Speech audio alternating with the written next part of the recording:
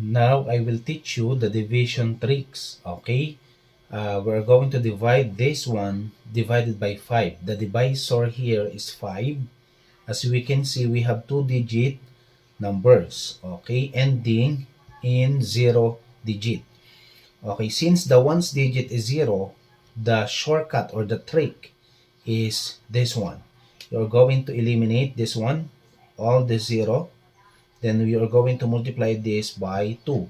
8 times 2 is 16. And this one, again, eliminate this one, times 2.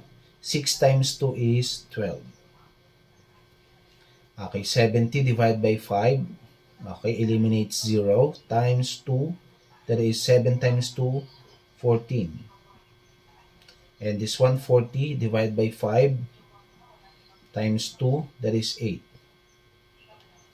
Okay, and answer this one.